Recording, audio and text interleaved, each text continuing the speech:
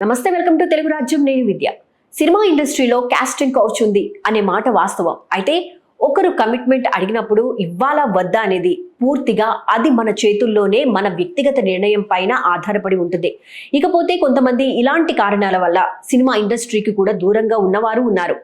అలాంటి వారిలో senior star heroine Mallika Sherawat కూడా ఒకరు. ఎన్నో సినిమాల్లో పెద్ద ఎత్తున బోల్డ్ సన్నివేశాల్లో నటించి మంచి సక్సెస్ అందుకున్న మల్లికా షరావత్ ఇటీవల కాలంలో సినిమాలకు పూర్తిగా దూరంగా ఉంటూ వచ్చారు. ఇలా సినిమాలకు దూరంగా ఉన్న ఈమె ఇటీవల ఒక ఇంటర్వ్యూలో పాల్గొన్నారు. ఈ ఇంటర్వ్యూ సందర్భంగా ఇండస్ట్రీలో తనకు అవకాశాలు లేకపోవడం గురించి మాట్లాడారు. ఈ సందర్భంగా ఈమె మాట్లాడుతూ, చాలా మంది హీరోలు నన్ను రాత్రికి కలవమని చెప్పేవారు. అసలు నేనెందుకు వెళ్ళి రాత్రిపూట వారిని కలవాలి? సినిమాల్లో బోల్డ్ పాత్రల్లో నటించినంత మాత్రాన ఆ హీరోలు చెప్పినట్లు నేను వినాలా అంటూ ప్రశ్నించారు. రాత్రి సమయంలో రమ్మని నన్ను చాలా మంది ఇబ్బంది పెట్టారు. పెద్ద హీరోలతో రాజీకి ఒప్పుకోకపోవడంతో ప్రస్తుతం నా చేతిలో సినిమాలు లేకుండా పోయాయి అంటూ ఆమె ఎమోషనల్ అయ్యారు.